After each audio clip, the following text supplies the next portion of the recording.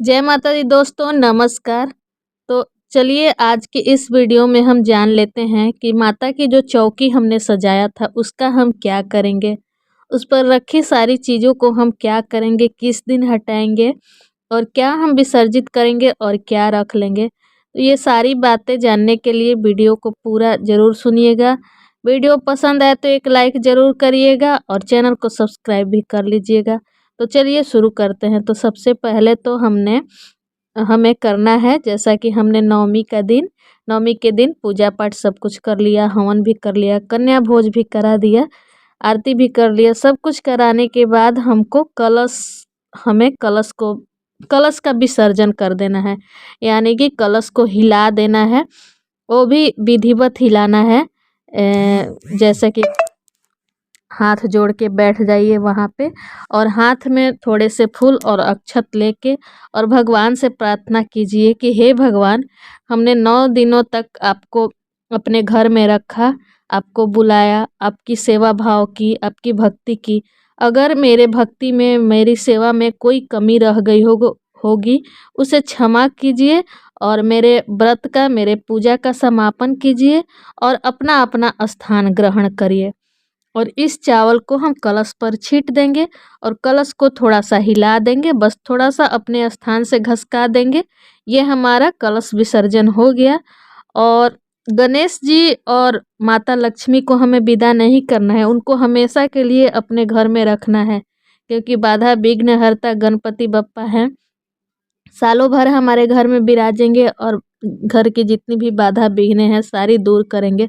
और लक्ष्मी माता को तो हमें चिरस्थायी रखना है, तो इसलिए हम लक्ष्मी और गणेश जी की विदाई नहीं करेंगे। सारे देवी देवताओं की विदाई कर देंगे, अपने अपना स्थान पे भेज देंगे और उनसे ये भी कहेंगे कि सारे देवी देवता, अगर मुझे आपको कभी भी ज़रूरत पड़े और मैं बुलाऊं तो आप कृपा करके आइएगा और मेरे सारे संकट, मेरी सारी दुविधा दूर कीजिएगा। इस तरह से हम कलश का विसर्जन करेंगे। कलश में उपस्थित सभी देवी देवताओं का विसर्जन कर देंगे और चौकी पर जो रखा हुआ सामान है उस सारी चीज़ों को हम छोड़ देंगे। नवमी के दिन हम उसको नहीं हटाएंगे। इतनी जल्दबाजी भी क्या करनी है कि जल्दी जल्दी सब कुछ हटा देना। और वैसे तो विसर्जन दसवीं को किया जाता है, लेकिन इस साल 2023 में दसवीं के दिन मंगलवार है और मंगलवार को हम किसी की भी विदाई, किसी की भी विसर्जन नहीं करते हैं। अपने बहू बेटियों की भी विदाई हम मंगलवार को नहीं करते हैं। मंगलवार, रविवार और बृहस्पतिवार को हम किसी की भी विदाई नहीं करते हैं।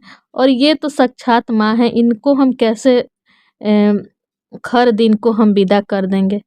रविवार और मंगलवार को खर दिन कहा जाता है, मतलब बढ़िया दिन नहीं है, अच्छा दिन नहीं है, शुभ दिन नहीं है। इसलिए तो हमें दसवीं को नहीं करना है। नवमी को हमें बस केवल कलश को हिला देना है और सब कुछ वैसे ही चौकी पे छोड़ देना है। और दसवीं को भी हमें कुछ नहीं करना है। दसवीं को हम अगर करना भी है तो हमें कब करना है, यानी कि हम दसवीं के दिन यानी 24 तारीख को मंगलवार के हम सुबह सवेरे ही जग के नहा धोवा के सब कुछ अपना पूजा पाठ करके और सूर्योदय से पहले, यानी कि हमें 4 बजे तक सारी चीज़ों को वहाँ से अगर हटाना है तो हटा देंगे, नहीं तो सूर्योदय के बाद हमें नहीं हटाना है, क्योंकि हिंदू धर्म में सूर्योदय को ही माना जाता है। सूर्योदय के बाद से ही हमें मानी जाती है कि हाँ ये चीज़ है।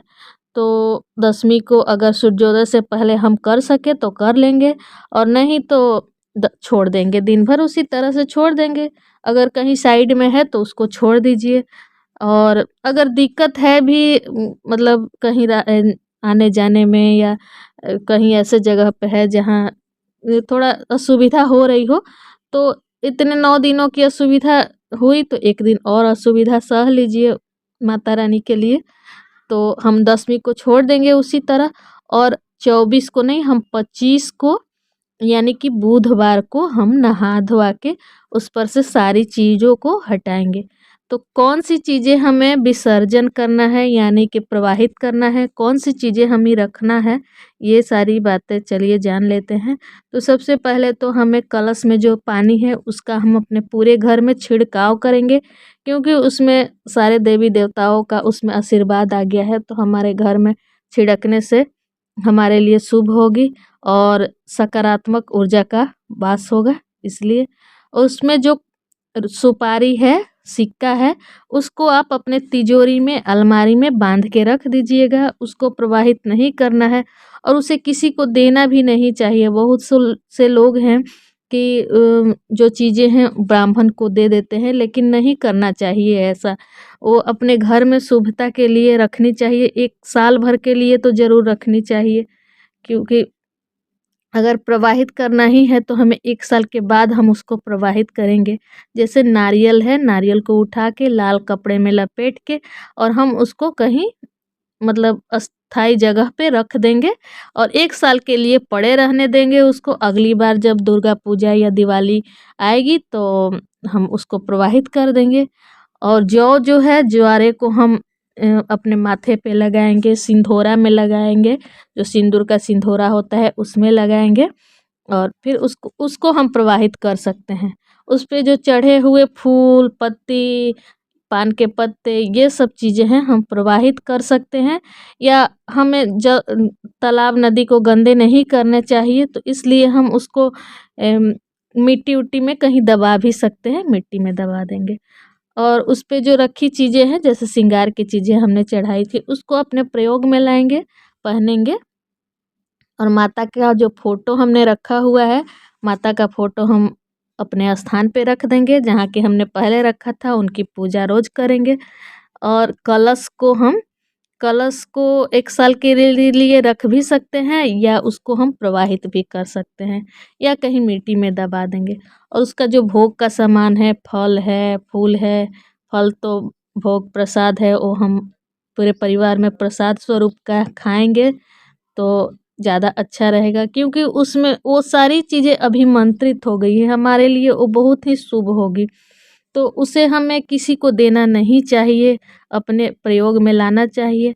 और बहुत से लोग हैं कि नारियल को फोड़ के और प्रसाद स्वरूप करते खाते हैं, लेकिन ऐसा नहीं करना चाहिए।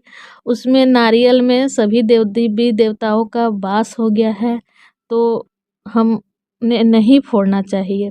उम्मीद है आपको ये वीडियो पसंद आई होगी। पसंद आए तो वीडियो को एक लाइक ज़रूर करिएगा और कमेंट में जय माता दी ज़रूर लिखिएगा।